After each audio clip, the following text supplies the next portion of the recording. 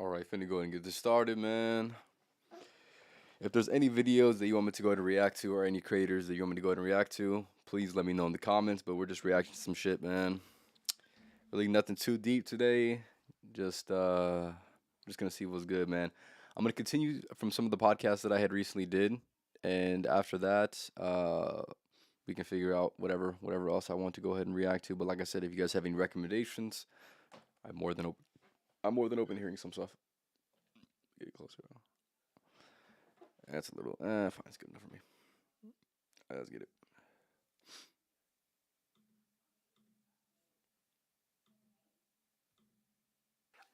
It isn't obvious to me that Twitter could be good. See, because I'm afraid that the social, like, let's take Twitter for example. Twitter is speech without responsibility. Speech without responsibility might be fatal. You know, and I'm saying that as an advocate of free speech, but there's a very big difference between free speech on Twitter and the free speech you and I are engaging in right now. Like, you're sitting right there. There's a lot of things that I'm not going to say to you. Like, not because I'm hiding, but like I'm going to be polite. There would be an immediate consequence. There would definitely. There is no immediate consequence on Twitter. Well, worse. The consequence of being psychopathic might be positive on Twitter, right?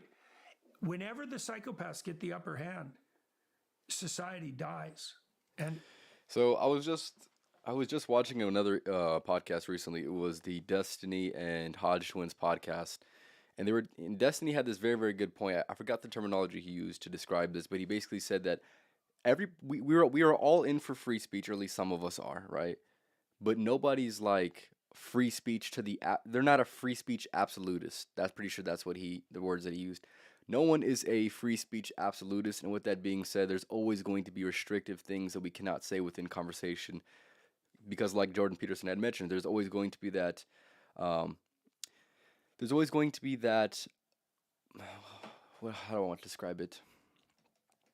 There's always going to be that underlying consequence through conversation that we will have, so therefore we will avoid ourselves from having certain conversations just strictly based off of the simple fact that we do not want conflict within our environment.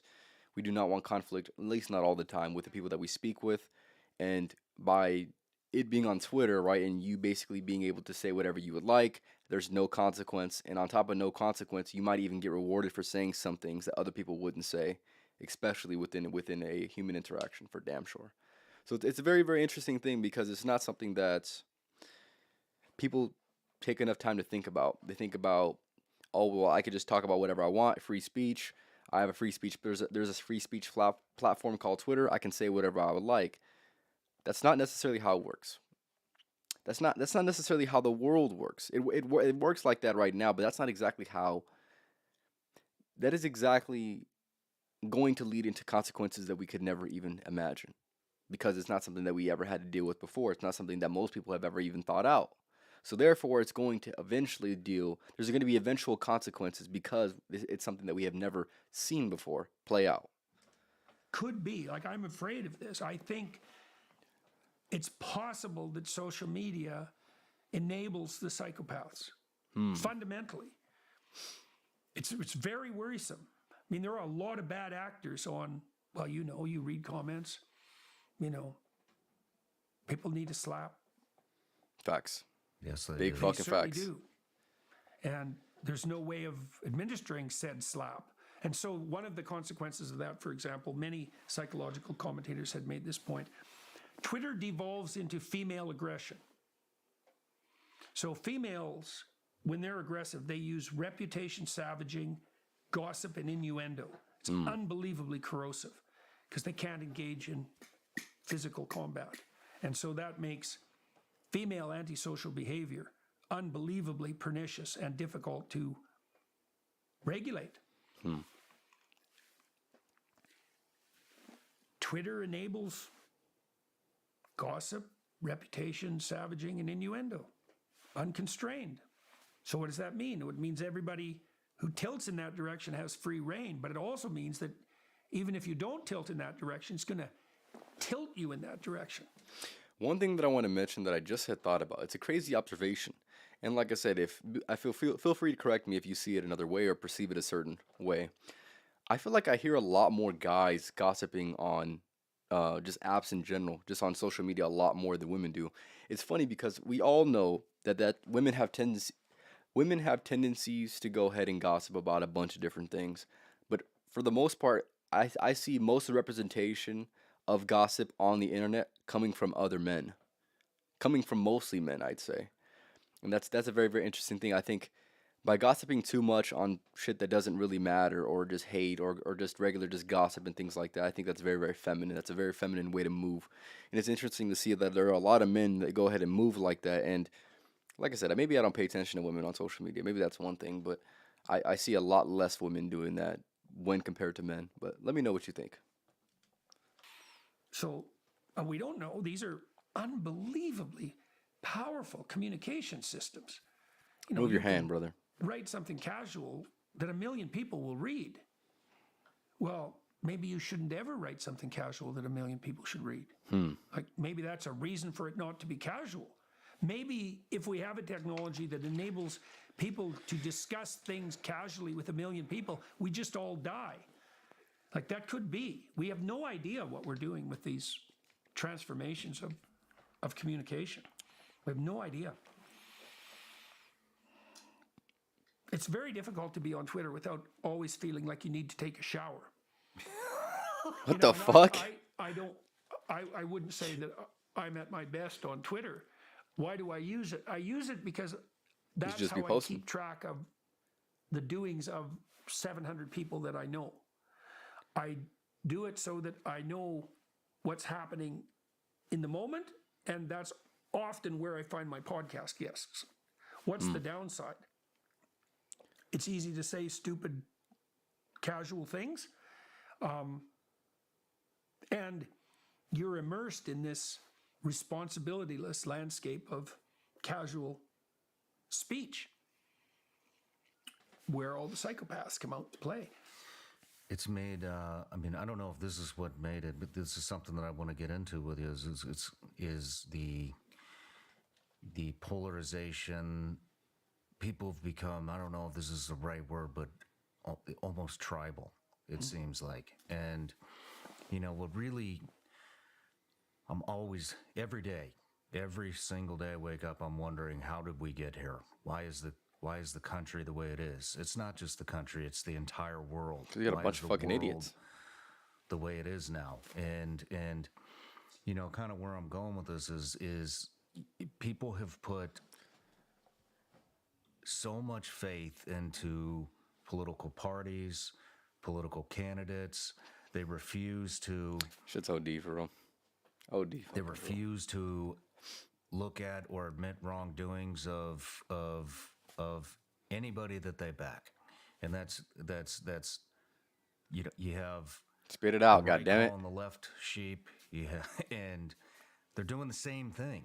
They're doing the same thing. I could show them a million different things of, hey, look at this is what this person did, and they will dismiss it, and they will make excuses for it, and they would put why do people why is it become so polar? Nobody can it's like we've lost all critical thinking skills in the world, it seems like to me. Well, It's obviously, we all know it's this way, man. It's two sides of the same coin. It's two feathers of the same bird. We all know this. Left wing, right wing, same bird. It's the same. And here's the thing. That's the problem. That's why you get into those conversations of just straight conflict and of people denying what they see that is on their side, is because they hold too much of their identity to that specific side, and they want to feel right within that choosing. When in reality, like I said, this is just another thing to go ahead and divide us. I'm sure you've probably watching this. Maybe you've heard people talk about that, but yes, divide and conquer. Yeah, divide and conquer. Right. That's the way that you would do it, and that's the way that you do it if you're the people in authority. You would need to create a system where people are going to naturally have a divide, naturally have arguments, naturally have useless conversation. Right. I feel like there is plenty of good conversation that can be had when it comes to having conflicting arguments. That's definitely healthy for society, but there's never a it's never ending, right? Usually if you have a conflict and you come to the conflict resolution at the end by having a good conversation, you guys both come out of it better people. You both come out of it more experienced and more ready to have that type of conversation and maybe being able to see the other side. But I don't see this within politics or anything like that. That's why it's just it's just meant to divide. That's all it is, really. The fact that people don't see that and they're just so like their opinion holds so much weight within their identity.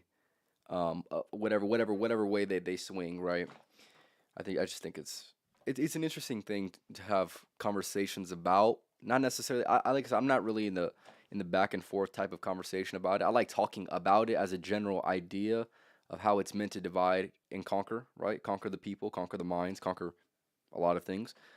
I'm not too big. Oh yeah, I'm on the right. I'm gonna talk about the left, or I'm on the left. I'm about to talk about the right. Like I just that's just like I said, two sides of the same coin, two feathers of the same bird, man. Two wings of the same bird, man.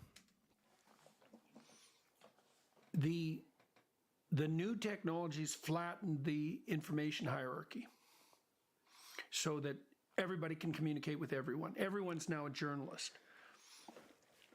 That might be too many journalists. You know, we've radically expanded the degree to which we're connected with people. And okay, so you can imagine if you're a good person, perhaps that's a good thing. If you're a bad person, it's a really bad thing. A lot of the people that aggregate together online, for example, they wouldn't have a single friend in the actual real world. No one would, like your typical basement dwelling, resentful keyboard warrior. It's like if he was left to his own devices without this technological intermediation, he'd have zero impact on anything because no one can stand being around him. But he's magnified madly online and can aggregate with other people. That's what I mean in some ways by the enabling of the psychopaths. So it's not that easy for psychopaths to organize because no one likes them, including other psychopaths. But Order they and can certainly chaos, Jordan. organize. They can certainly organize online. That's the internet. Order and chaos, And brother. so we're enabling that. And people are not cognizant of the danger. I've talked to Democrats for 7 years, 50 congressmen, senators, people in positions of authority, RFK, Dean Phillips. I always ask them the same question. When does the left go too far? They never answer. They have no idea. They don't take the fringe seriously. They think, oh, those people don't mean it. It's like, Cap. you Cap. people tend to mean what they say. You know, I know people lie, but often the easiest way to find out what someone's up to is just to listen to what they say. They'll tell you. Hitler told everyone what he was up to. He wrote a whole book about it. Oh no, he couldn't be up to that. It's like, yeah, pretty much he was up to that. These people who come out and say, you know, we should burn everything to the ground and start again. It's like, that's what they mean. Oh, they don't really mean that. They don't mean that with equity. They don't mean equality of outcome. They don't really mean that.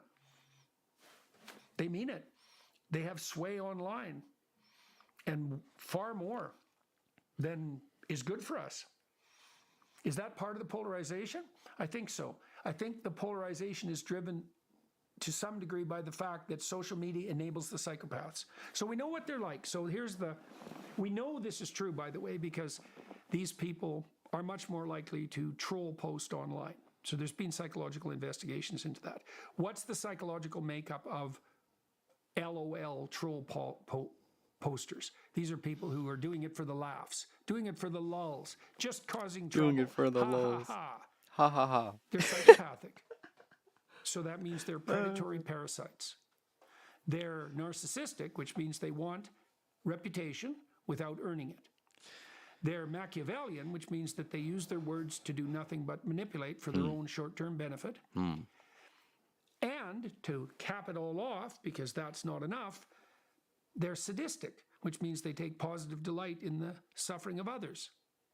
All right, that's not good. None of that's good. And so you let those people take the upper hand, you're in serious trouble. And you don't need that many of them to bring things to a shuddering halt. You know, it was a very small minority of people who fomented the Russian Revolution. Tiny percentage of the population. You let those people out from under their rocks at your peril. And the marginalized, it's like, we should welcome the marginalized. It's like, okay, what are you going to do with the fringe of the margin?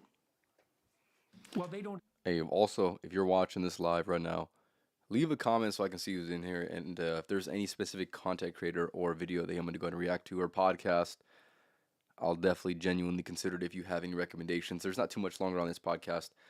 If it starts to get boring, I'll just go ahead and skip it. But yeah, if there's any videos or content creators that I'm going to go ahead and watch that are not absolute just for entertainment, I'd prefer that. But let me know for damn sure.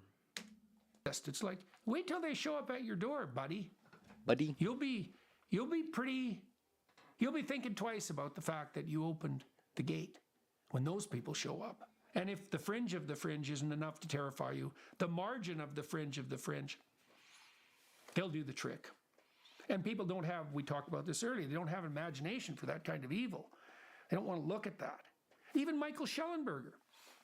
I talked to Michael a couple of weeks ago about the WPATH files. Marcy, I think Bowers is his name. The surgeon who runs WPATH. The surgeon who operated on Jazz Jennings. The surgeon who's surgically converted 12,000 people. Right, an absolute bloody monster. It's like, you want to look at that? Well, Michael told me when I started talking to Helen Joyce, for example, who wrote a book on the trans phenomena, he didn't want to look at it. He couldn't believe that could be happening. That was Michael Schellenberger. I mean, Michael, he'll look. He looked into the Twitter files. I mean, Michael's a great journalist. You know, what's his name? Mark Cuban came out the other day on Lex Fridman's show, and he said, well, in order to believe that this sort of trans butchery is happening, I'd have to believe that the nurses and the physicians and the psychologists are all in on it. Well, that's ridiculous. It's like, have it your way. You know, I can see why you don't want to believe that. People won't look. We've given the marginal the upper hand in the social media networks, and that could be fatal. Like, I really mean that. We have no idea. We have no idea how significant this transformation in communication is. We have no idea the long-term consequence, let's say, of Twitter. I mean, Musk took it over because he hoped he could make it into something good, you know, on the free speech side. And I think he's improved it a lot. But it could be intrinsically evil. It's highly probable. Well, think about it this way. What's the probability that a radical revolution in connectivity would only have positive consequences? Like zero, right? Because positive consequences, if you take any complex system and you radically disturb it, the probability that the radical disturbance will be a net good is infinitesimally low compared to all the ways it could fall apart. You can't throw a wrench into a military helicopter and improve it. You know, here's the thing. I don't know Elon Musk's motive or anything like that, but quite frankly, I don't believe that he knew.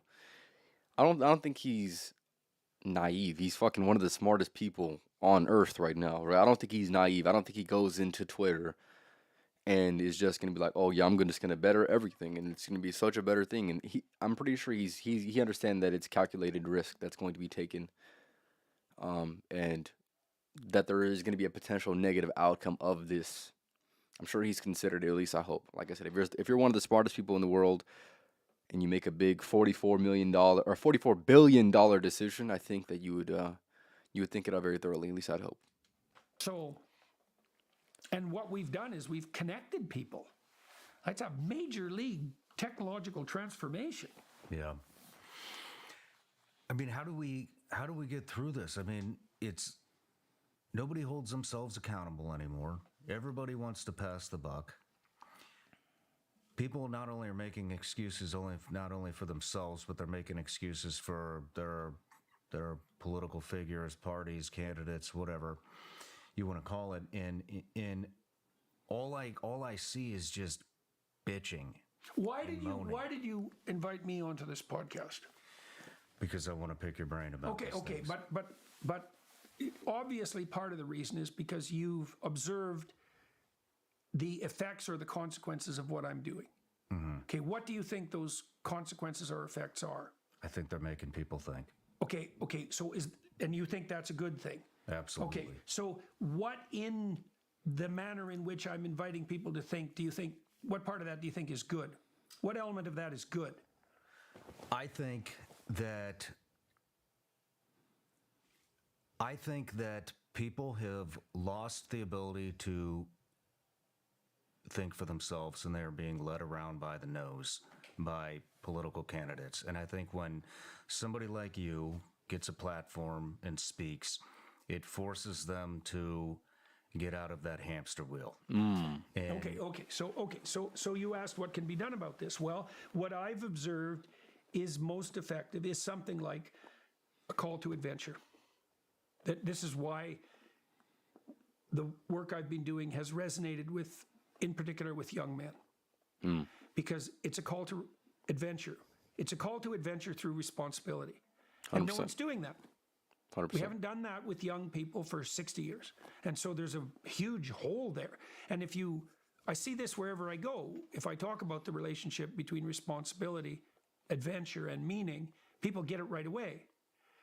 You think when you're raking yourself over the coals of your conscience and you're searching in your soul for something you've done that's good so that you don't have to take yourself out on the despair and nihilism front, you're going to be looking for times when you made real sacrifices on behalf of something higher and that was successful, when you were of service to other people, when you were good for the people that you loved, when you went out of your way to accomplish something difficult.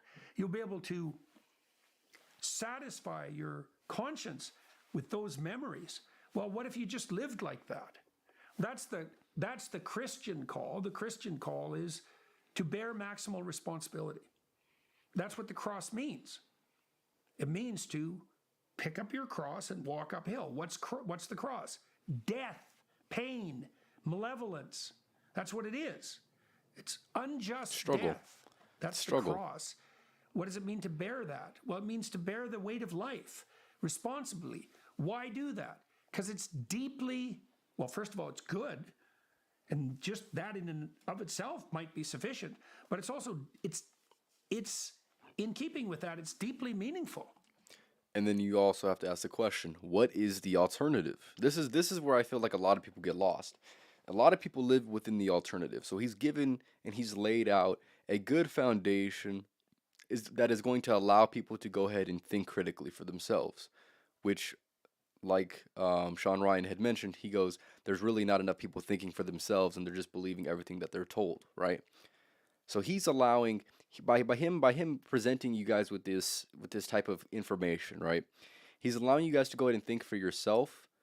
And then when you're thinking for yourself, you must observe society as a whole and understand that most of what people think about and most of what people prioritize and most of what people act on and value is the unfortunate alternative to what Jordan Peterson talks about. He talks about things like meaning. He talks about things like struggle, things like self-discipline, things like carrying your cross. And those are the most important things of life that people do not talk about enough. This is why I have the podcast. This is why I talk about these things. This is why I talk about making the sacrifices. This is why I talk about taking responsibility for your life. This is why I talk about making the sacrifices and doing the things that you don't exactly feel like doing, but you value the result. And if you do not want to feel that guilt, you must live in accordance to the actions that you know are going to be the best for your life.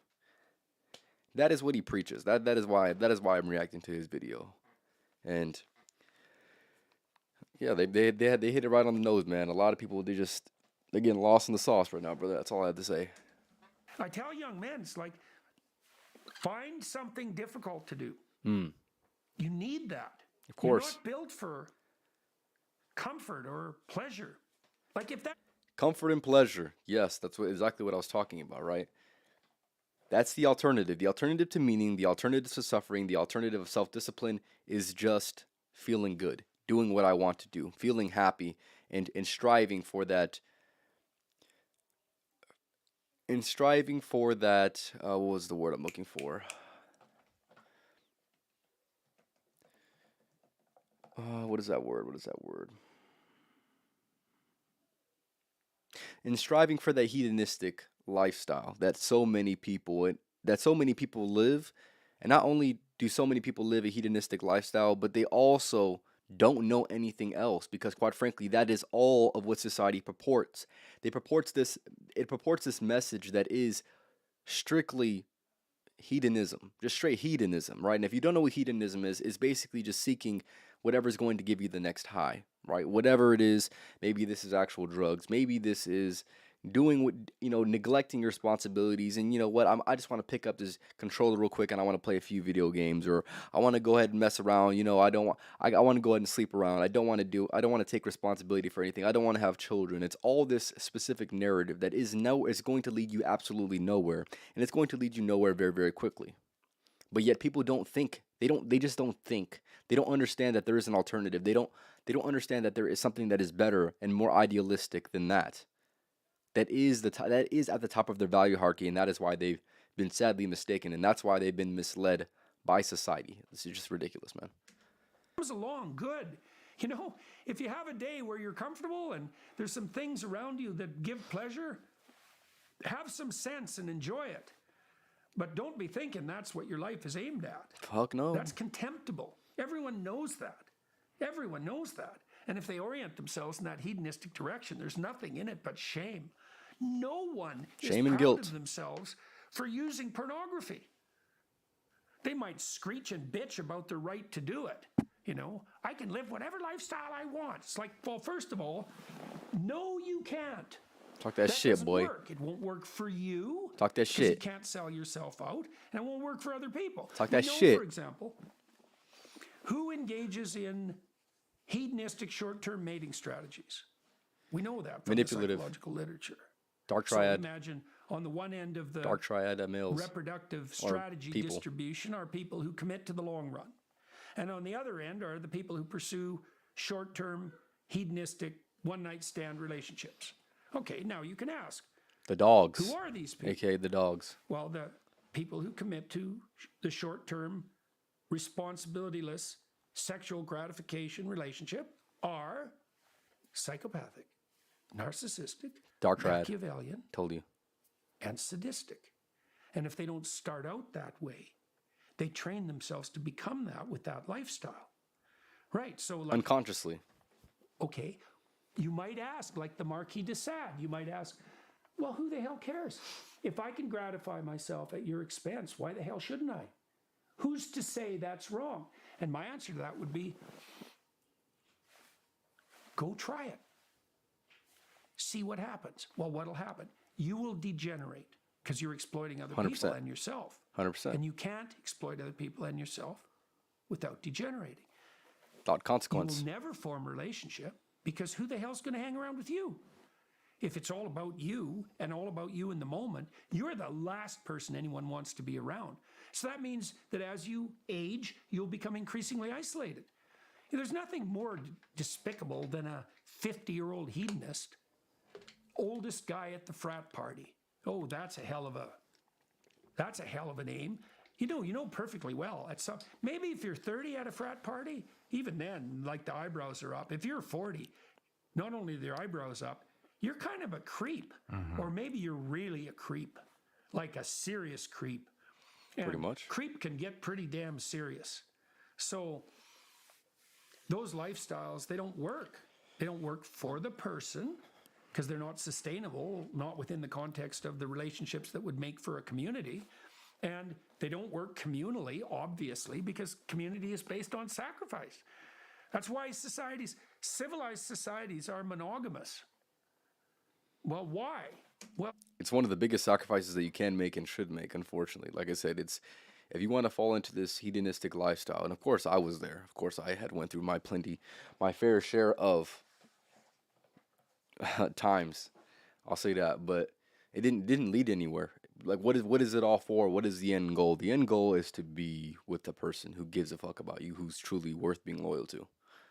And that's what it comes down to is when you start to evolve away from the hedonistic lifestyles that society purports as an ideal, right? You understand thoroughly that there is something that's truly better out there, right? You learn to value other things more than you value other things. So let's just say, for example, right now, you value sleeping around, right?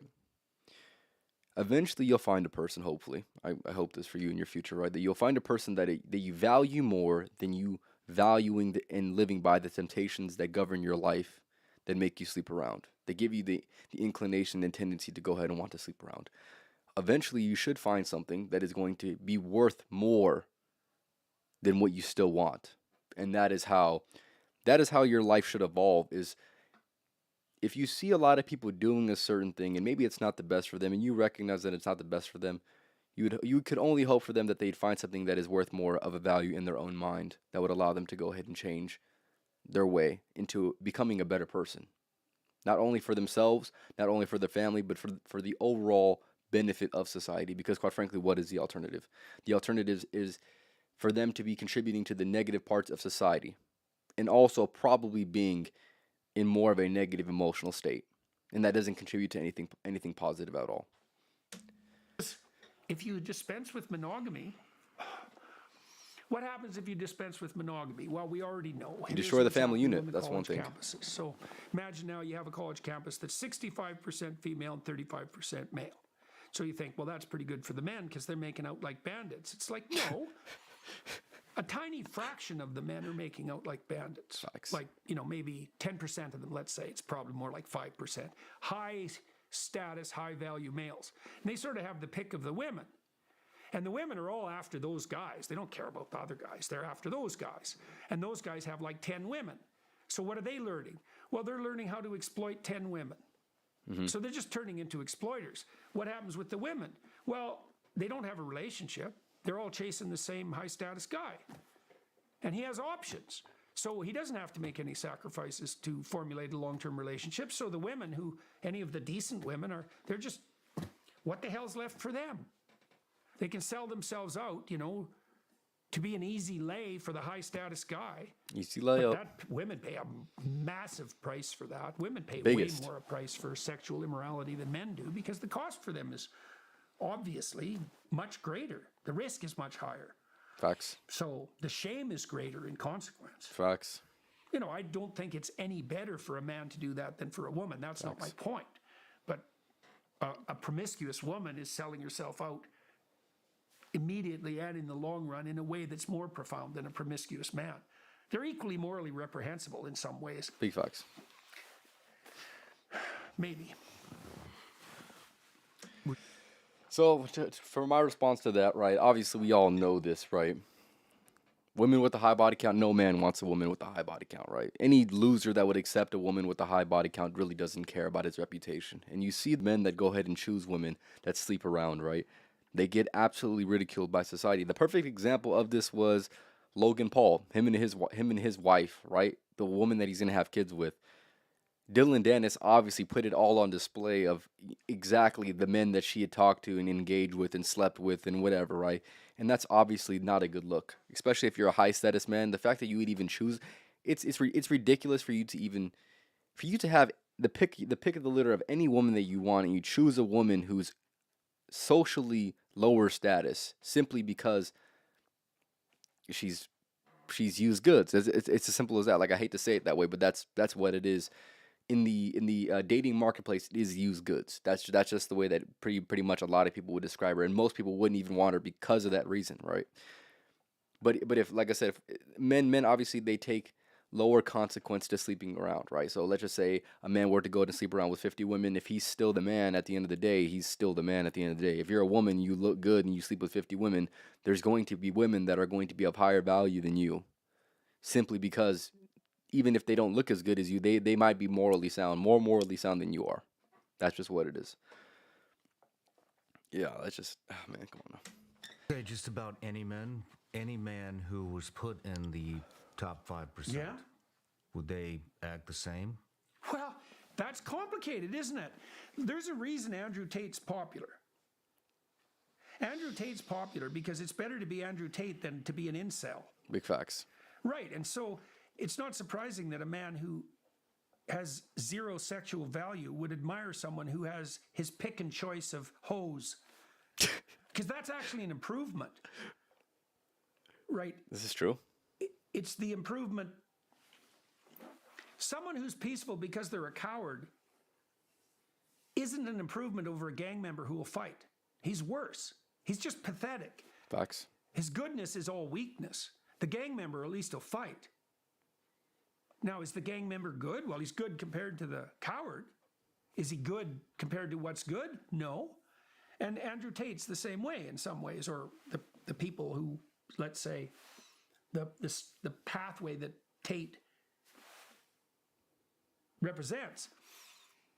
He had enough courage to go out there and get for himself. At least he isn't hiding in his basement. You know, and he's a fighter. And so you can see why people admire that too, because he actually does put himself on the line. Used to. But he worked as an electronic pimp. Well, if you have no women working as an electronic pimp, that looks like a pretty damn good deal. But it's not the right deal. The right deal is to be attractive to women. Radically attractive to women. Radically attractive enough to women so that you have your pick of women. And then to find one woman. So like I was mentioning, what are you doing it all for? What is it all for? If you're developing yourself to sleep around with a bunch of women, at the end of the day, what is it all for?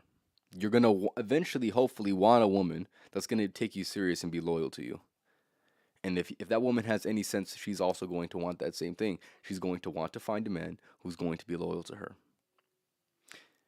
And if you have a woman, this is what the interesting thing is about polygamy and things like that, right? They don't necessarily value loyalty as much. And if you have a woman, loyalty should be one of the ways in which you would describe her. Or you have a person that is lacking true, good, moral character that is worth keeping around. If she doesn't value loyalty within the people that are around her in the ways in which she would like, there's a problem there. She would be settling. She'd be simply settling, even if that's what she would want to do. That might not be the best decision for her in her life, and she might regret it and be shameful and be guilty because of that decision. Yet people don't think that far. That's for damn sure. And society falls apart if that doesn't happen. That's a sacrifice, obviously. I mean, it's a funny sacrifice because that fucking couch is OD loud. you get from the sacrifice is your life. You know, I mean, I've been married for 35 years. Okay, so what's the advantage to that? Well, I've been through a lot with my wife. She understands me. She understands in a deep way. She's been with me for decades, 5 decades. She knows me in a way that no one else could possibly know me. We were kids together. We've gone through all these transformations together. We've had kids together. We've gone through a lot of adventures and trials. We know each other deeply. There's huge advantages, significance in that. Oh. There's huge reality in that, and challenge to keep it working and dynamic. Otherwise, your life fragments. I mean, it's an interesting conversation because everybody, I think that everybody has the temptation to, it's in all beings. Well, if you don't have the temptation, then you're lying or you're weak. Yeah. Talk that shit, it's Jordan. In all beings that Talk that shit. The male wants to plant his seed in as many females as possible. Yeah, well, that's a proclivity. And so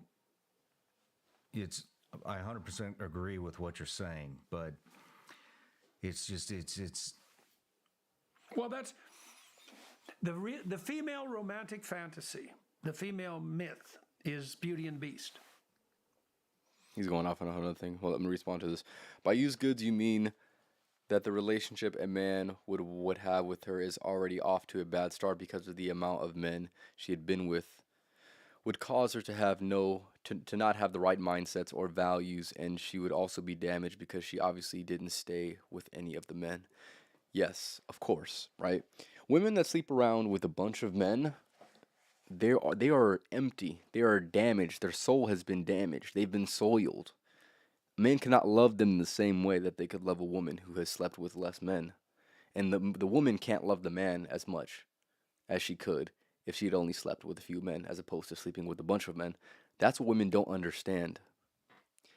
That soul tie, that ability to bond is super important within women And if your woman can detach from that or can disassociate from that, they're not of a high quality, because that is one of the most important parts of what creates the bonding. If you're able to disassociate from that, you're fucking broken. You're broken as a human being, let alone a woman. You're fucking as broken as you possibly can get.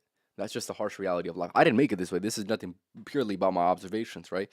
Whether you don't like that or whether you do like that, it doesn't matter. Quite frankly, I didn't make it. I didn't make it this way. It's simply my observations, but they're simply broken. That's the only way to describe them. They're not as optimal. They're not as great as they could be. And that's why you need to be very, very careful. Especially if you're a woman, you need to be the most careful, because if not, there's going to be men out there that want to exploit you. And you might even want them to exploit you. But just because you would want that doesn't mean that you need to have that, and doesn't mean that doesn't mean you should value that. But quite frankly, women don't understand that there is an alternative that exists, so therefore they act on what they see that is alluring. Absolute mistake. Tameable beast. In the Disney movie Beauty and the Beast. I'm going to go back a few seconds. Tameable beast. Well, that's the female romantic fantasy. The female myth is Beauty and the Beast. Tameable beast. Mm-hmm. In the Disney movie Beauty and the Beast, the woman, who's quite a stellar character, right? She's beautiful and she's wise and she's intelligent. Wants to make she him has civil. A choice. She's got narcissist, like she's got loser, the village men. She's got narcissist, that's Gaston, and she's got beast. Now you might think, and the stupid women like the narcissist. They don't like the losers. They don't like the dwarfs. Nobody likes losers. They like the narcissist. Now, stupid women like narcissists. Naive women like narcissists because they confuse their narcissism with competence and confidence. Mm-hmm. That's how narcissists exploit. They look like they're confident. They look like they're competent. Beauty, Gaston is after her, wants to charm her. She goes for the beast. Well, the beast is a monster. He's a traumatized monster even. But she hopes that he's tameable, that she can bring him into relationship. And like a good beast has options. Big facts. But he'll forgo the options for the relationship. That's Hopefully. The female sexual fantasy. So, tameable beast. Now, that's rough, right? Because how likely is it that you're going to be able to tame a beast? Not that likely, but pretty damn useful if you can do it. That's for damn sure. Yeah, that beast is the dog within, right? The men have this dog within them, right?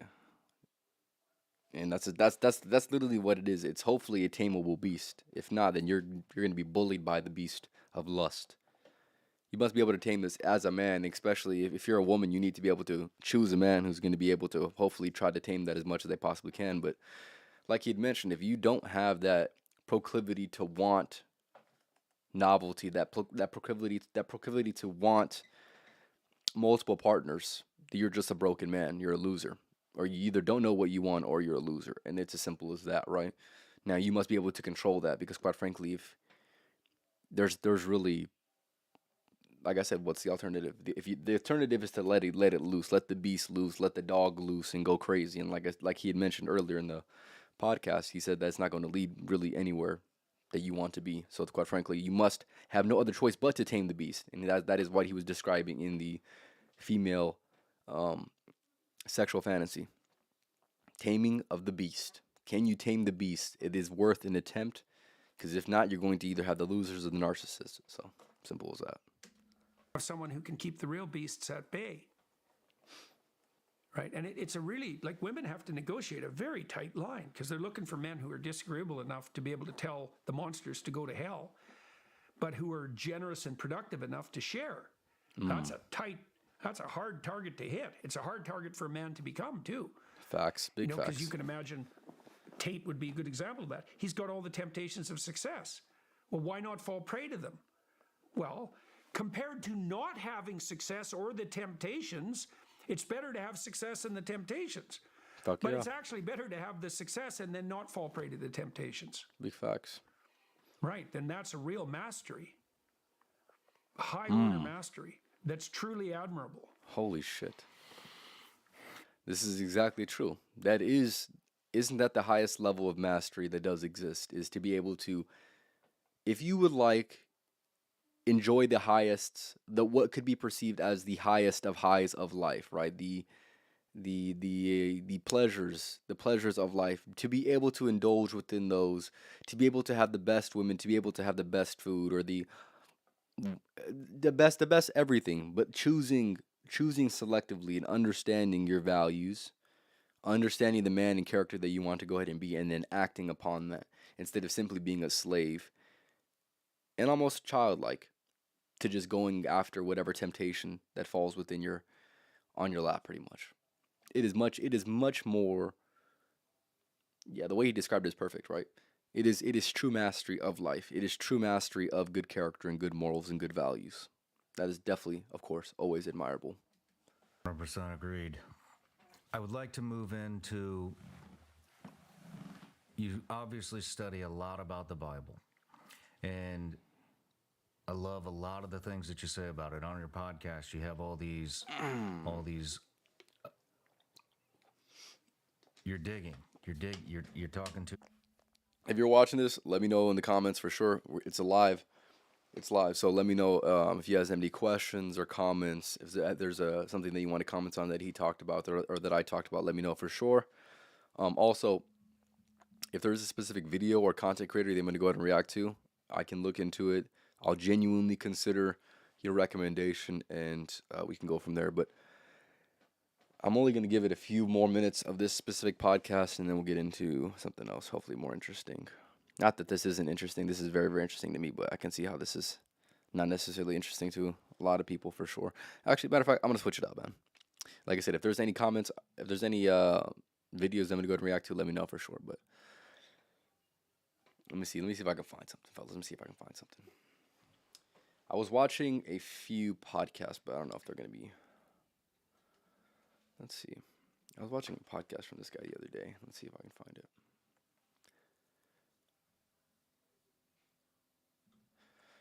All right. The one he did with Jordan Peterson was really, really good. All right. Okay. Let's go watch something else. Let's see what I got. Like I said, I'm open to suggestions because, quite frankly, I didn't have that many videos planned for today, and usually I only watch podcasts. I want to start watching shorter form videos because you can kind of get in a lot more. But let's see. Usually, I'm not a person that is just who just watches like 10, 15-minute videos. I usually just watch like 35 to hour and a half, 2 hours, 3 hour long podcasts because, quite frankly, it's better for your attention span, and I don't know. I find them more interesting, in my opinion. I would watch that, but there's really nothing I really can pull from that. If you guys know anything about history or want me to react to some videos about history, let me know, because that is something that I also find very, very much interest within. Or if there's any conspiracy theory videos you want to watch, let me know as well. I'm definitely down for those as well. Okay. Come on, where's there some videos, brother? Could watch some more Jordan Peterson. Also, like I said, if you want me to watch some more Jordan Peterson, because he's very, very entertaining to me, and he's definitely somebody that you can easily learn from. Let me know in the comments, because he has unlimited fucking great videos for damn sure. You know what? I could watch that Billy Carson. That was a good one.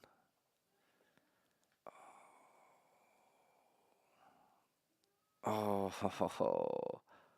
nah, I'm not gonna watch that one. I was gonna watch if you want me to watch, put a 1 in the chat if you want me to watch the Joe Rogan and Terrence Howard podcast that they recently did. I watched it the first day it came out because that shit was so good.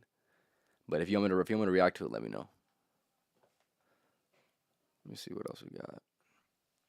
I'm looking through my subscriptions. Let me see. Usually got only pretty much good shit in here. You have to have a duty to confront chaos, navigating disorder.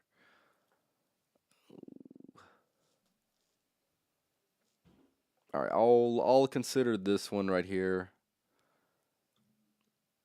All right, it's 10 days ago. Okay, fine. Let's see what else we got. I know this is a little bit less entertaining. I'm trying to find something that's more entertaining.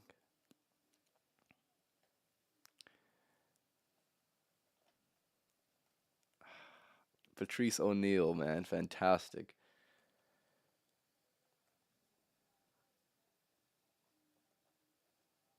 Let's see what we got.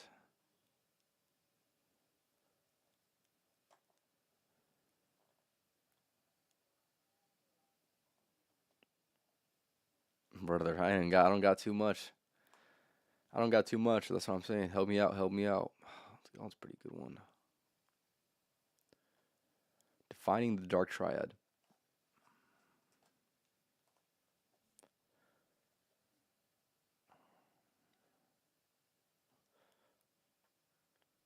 All right, let me see. Let me see this one real quick. I think I found one that I want to go ahead and react to. It'll be some Jordan Peterson though.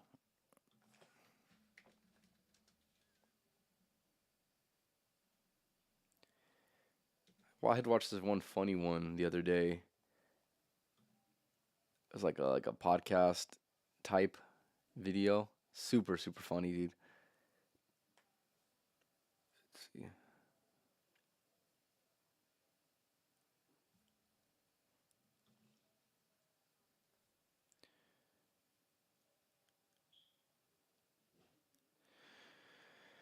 Why are young women more woke? What else we got?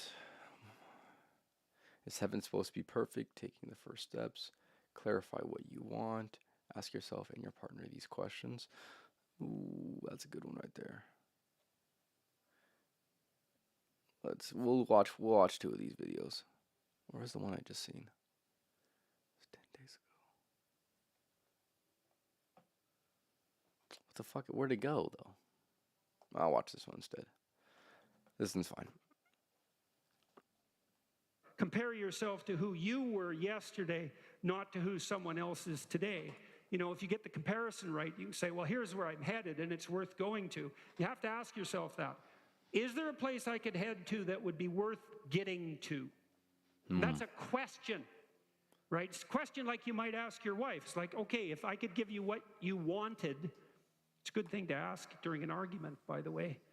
Really, it has to be an honest question. It's like, you're arguing with me. I don't know who's right. Neither of us, because we're both clueless and confused. It's like, if you could have what you wanted in this moment, and I could deliver it, what would it be? The general answer to that is something like, if you loved me, you'd know, which is not a helpful... How come you know that answer? It's not a helpful answer. It's like, no, I'm too stupid to know what you want, that's for sure. I mean, you don't even know what you want. So how in the world am I going to figure it out? But it's a lovely gift to offer your partner, by the way, the conditions for your satisfaction.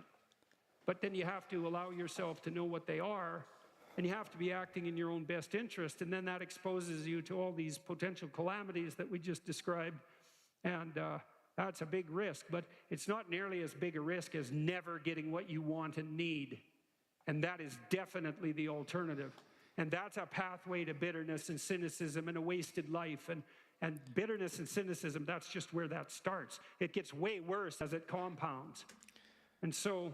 I can't watch this shit. I'm sorry. I can't. I'm sorry. It's very useful to... I can't watch it right now. I need something else. This podcast, I want to watch this podcast, but I was like, ugh. Lex Friedman podcast is pretty interesting. All right.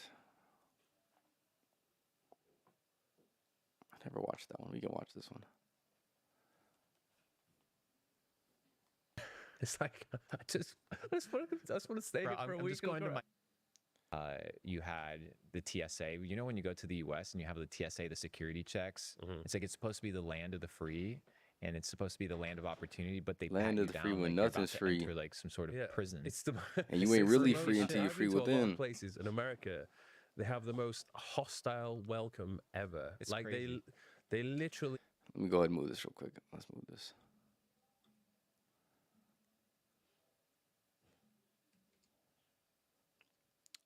That should be better. I remember when I was younger, and I used to get anxious, and they would interrogate and be like, "What are you doing here? Why Where are are you you coming to coming from? America? What do Where you are do for a staying?" living?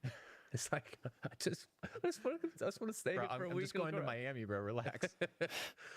Yeah, it's I don't know why they do that, but are you like big into conspiracy theories? Here's the thing about He conspiracies. fucked that shit up so bad. Most of them end up being true. Shout out to Mike So Thurston. whether it's 9/11, which obviously at this point it's a big hoax, and it's been proven that there's been a massive conspiracy towards invading Iraq and Afghanistan and funneling money from taxpayer dollars through the military-industrial complex, that's proven to be true.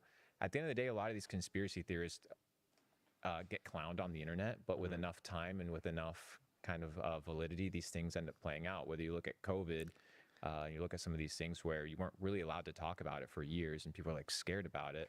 A lot of these theses end up being true. So I find it very interesting when people are refusing to have certain conversations about things that things first of all, let's just start it like this, right? Things need to be discussed.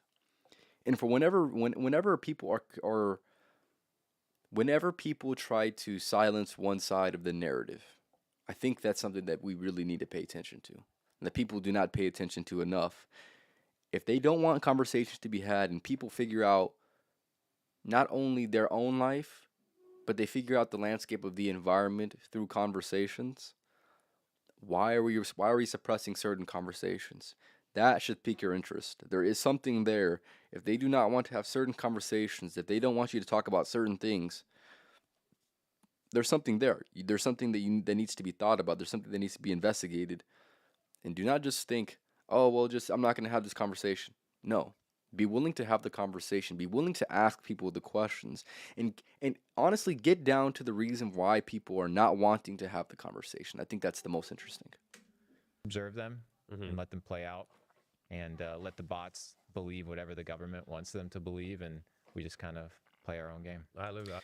Yeah, isn't that the most interesting thing as well, is like the government has already lied about so much shit that if you believe them, if you believe 100% of what they say, you're automatically an idiot off the rip because they've been proven to go ahead and lie about these certain things.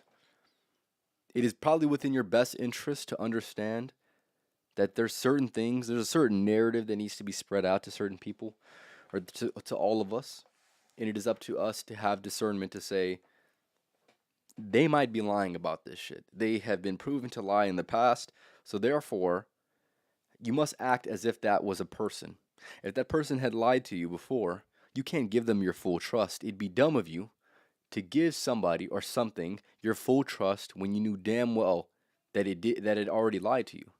You know damn well that person already lied to you. You know damn well that entity had already lied to you. So why does it deserve your full trust? You must ask questions. You must think that way. Because quite frankly, if you don't think that way, you're not thinking hard enough. And it's as simple as that. I always get lost in the YouTube rabbit hole of looking at all these Yeah, it's videos. I try and pick something to watch and relax my mind before I go to bed, and then before I know it, 3 hours later, I'm just like wide awake thinking, what the fuck is going on? There's crazy ones like MK Ultra, which is the mind control program from the CIA. So you see a lot of elites use MK Ultra to control celebrities and things of this nature, and it's proven to be true. So if that can be true, where they run some mind control psyop operations on people, Yeah, maybe everything else could be true as well. those humiliation rituals. 100%, bro. John Cena Put in on a the dress. Yep, He's fucking knew supposed it. to be the most jacked stud of the world. Who does that? Yeah. Who does that? So yeah, 100% there's humiliation rituals, and people are willing to sell themselves for a bag. Pretty disappointing. Exactly. And he put that exactly perfect, right? People selling themselves out for a bag. You see it so often within society that people will not speak up on certain things. They will not fully say what they believe to be true. They will compromise their values for a certain amount of money. That is the most pathetic thing that anyone could ever do with their life. And here's the thing, maybe you will value certain things, and maybe you're not choosing to act based off of certain things. But if you're compromising your values, if you're compromising your word, then what the fuck is it even for at that point? What are you doing? You're a shell of yourself. You aren't who you say you are. You don't believe the things that you say you believe, because if you truly did, then you might say something about it. Don't sell out. Don't sell out for these. And they were talking about the humiliation rituals, right? It's very interesting how society wants to. It's they do anything and everything within their power to make sure that the men who are perceived to be the strongest are literally shown as weak. Put in a dress, you're the most you're a masculine figure, and they want to put you in a dress. They say, hey, for a certain amount of money, if you just do this one thing, just it'll be funny. You just get in the dress, right? Why? Here's the thing. There's not enough men with true value and good moral character that'll say, fuck no. Why the fuck would I want to be in a dress? That's not who I am. That's not what I want to represent. That is not what I value. It's like they have no ability to say no on certain things that they truly value, and they just get sold out for a bag. It's just fucking pathetic. Weird, because I sometimes look at these people. I'm like, hang on, how did they go from like being kind of semi-famous, being in a few films or whatever, and then all of a sudden it's like they're everywhere. Like they're hosting these big shows. They're in all the biggest films. Did you watch the Kevin Hart interview where there was he was interviewing this girl, forget the name, you can run the clip on it, and long story short, it's like, oh yeah, they pay people off, or they pay people off to stay quiet, and then Kevin Hart on the show, he's like, shh, shh, shh, shh, shh, shh. They're listening. Like, okay, who's listening?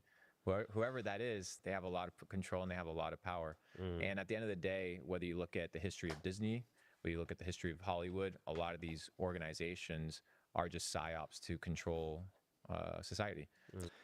Understanding that a lot of people are simply just puppets. They will not say or be who they truly are because they want to. They just value money. They put money over everything. They put money over their own values. They put money over their own character. Those are the people that you need to be wary of. Those people you cannot fully trust because, quite frankly, they don't even fully trust themselves.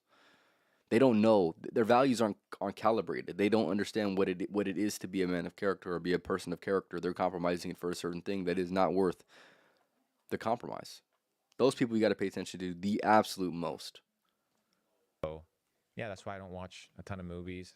Take things with a grain of salt. Don't watch the news. If you look at the news outlets, most of them are controlled by a couple families, a couple billionaires, and most people are just spending all time watching somebody who's reading off of a teleprompter, right, and assuming that puppet is telling you the truth when it's just merely one narrative. It's a crazy world we live in. So where do you get your information from? If you want to know something about a particular topic, where do you go to? I mean, I think nowadays a lot of it is cross-referencing information. I think Telegram is one of these platforms where censorship isn't prevalent, just like it would be on Instagram or on YouTube or on Facebook. And now X is pretty good on censorship. I remember back in the day when Elon had just acquired X, there was something called the Twitter files, where they basically showcased how keywords were being blocked, certain individuals were blacklisted, and these were requests by government entities. It actually just took place in Brazil recently, where I think it was one of these federal judges was trying to ban people off of X, and Elon said, fuck you, and we're not banning them. And they basically had to go offline in order to in Brazil in order to not have legal consequences. So there's definitely a lot of government intervention when it comes to controlling the narrative, because if you control the narrative, you control reality, because the narrative equals perception, and perception is what everybody kind of bases their worldview on. So if you can control the narrative, you control people's worldview. That's why I was talking recently with one of my buddies who used to work regular 9 to 5 in the UK, and then he started doing digital marketing online, digital nomad, and started making more money. And he's like, the people in the UK, for example, they're so enclosed into a system that they don't understand the opportunities that are out there. They think that just working for £1,500 a month is like your standard. How are you supposed to live on £2,000 a month in London? People are living basically in poverty. You look at Canada right now with their 66% taxation on capital gains, and people think that that's the standard because they only have a select set of information to go off of. But the internet is the democratizer of opportunity and the democratizer of information. So these platforms like Telegram that are helping prevent censorship, or you look at the likes of Rumble, now you look at the likes of X, wherever that ends up being, These are kind of these combatants to government agencies coming in and trying to control the narrative. And I understand it as a government, if you're trying to control 1 billion people and you have to keep a certain narrative in check, or you have other governments come and try to push counter policy or counter narrative, it can get quite dangerous. So at the end of the day, I think the most important thing is critical thinking, thinking for yourself, and evaluating the facts at hand and understanding that most people don't have the best interest in mind for you. They have their own interest and their own agenda. So you need to ask yourself, what is the source of information? Who is the originator of the source of information? What's the origin point? And are they telling the truth? And you evaluate it through cross-referencing information. So a lot of these conspiracies end up being true, believe it or not.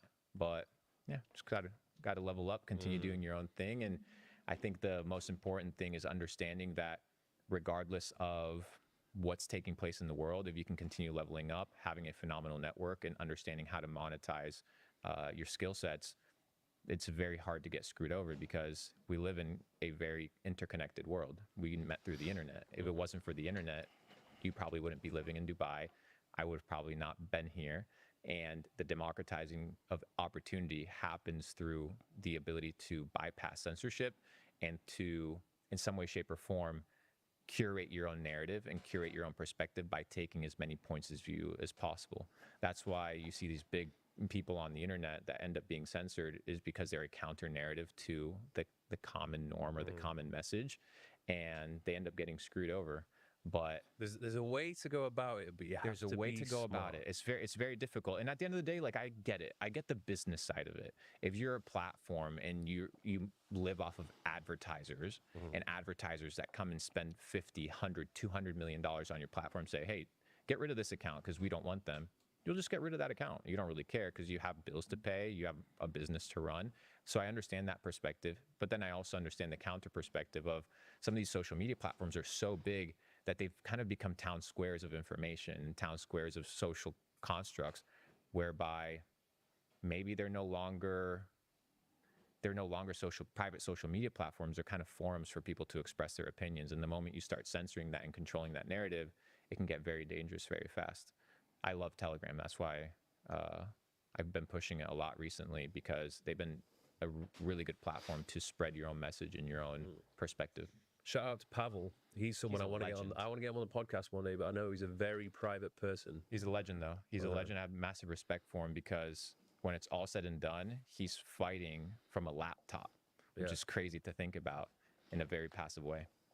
Well, it's interesting as well because here in the UAE, they don't make anybody a citizen. You have to be very special to be made a citizen.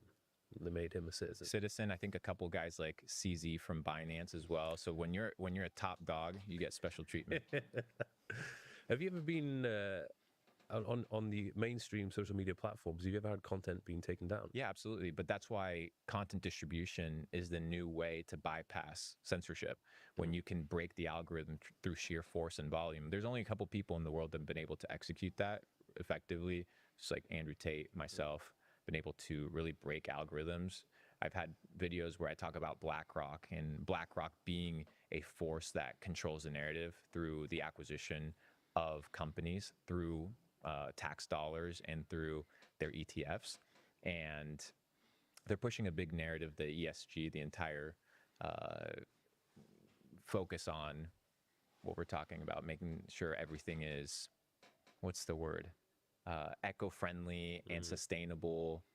But at the end of the day, these are the guys that are riding on private jets all over the world. Their carbon footprint is bigger than anybody else's, which is kind of ironic. So you begin to look at the big players in the world, and once you start mentioning them, those videos get taken down. I remember I had videos talking about BlackRock and the companies that they control. They control the food supply, they control the communication centers, they control the social media platforms, they control the air transport, they control everything. And those got taken down. But continue uploading them, since we've been able to crack the distribution mechanism, and hopefully some people are waking up. I started talking about this about 3 years ago. Now it's become mainstream and very much a common topic of conversation. But back in the day, it wasn't very popular.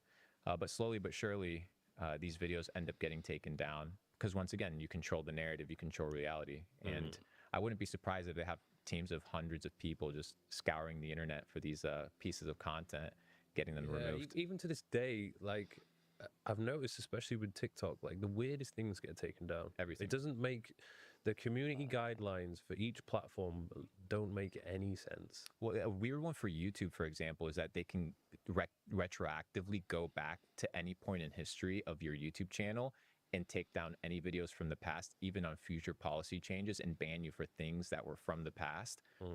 Whereby when that policy wasn't in place and you said something, I think there was one that came out recently. If you said a cuss word in the first 15 seconds, you would be demonetized.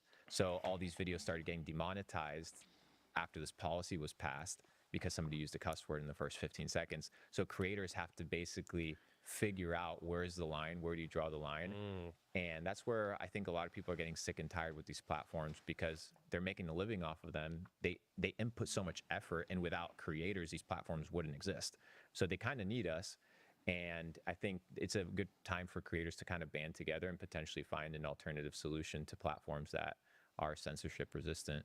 And Yeah, I've had Follow me on Rumble at Life of a Champ podcast on there as well. Come on, now you know what time it is, baby.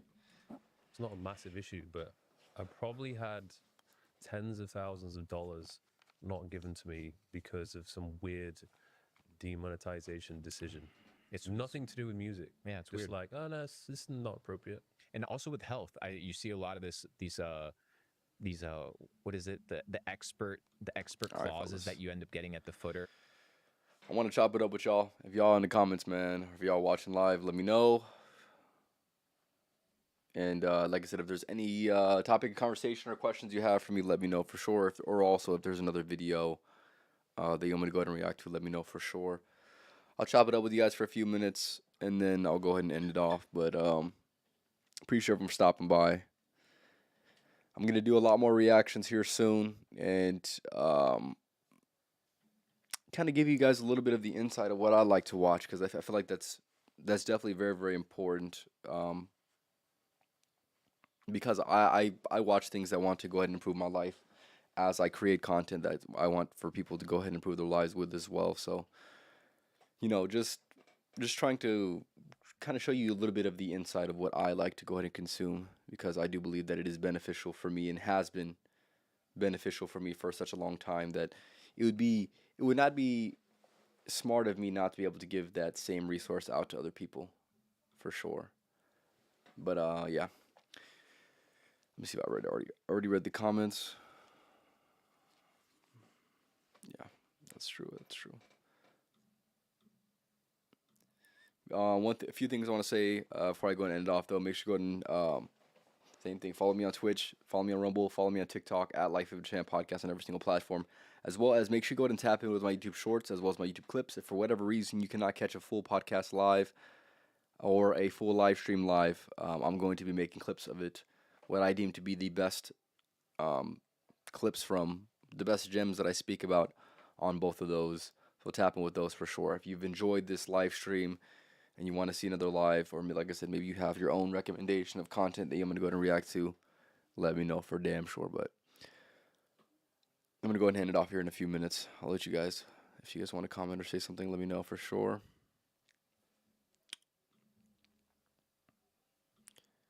All right.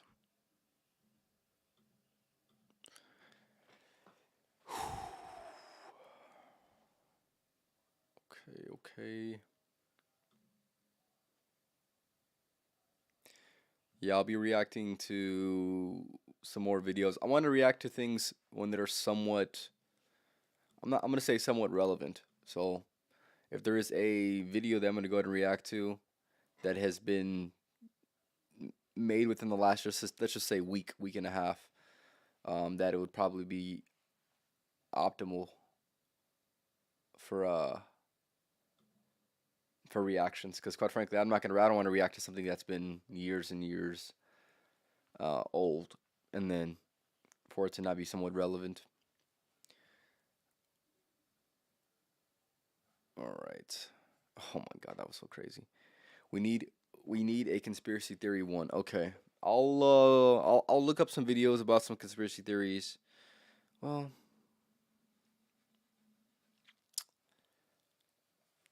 I'm gonna look up some reasonable timely reasonable conspiracy theory ones if that's something they want to get into for sure, because a lot of the videos, like I said, that I watch are podcasts that are hours and hours long, and it's not exactly the most entertaining thing for a lot of people.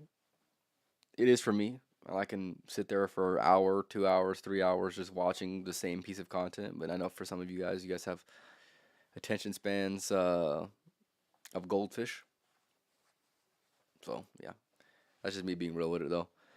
But I appreciate you for stopping by. Like I said, make sure to go and leave a like on this if you did enjoy it. If you're rewatching this, let me know in the comments. Say, hey, I rewatched this. This was my favorite part. Let me know for damn sure.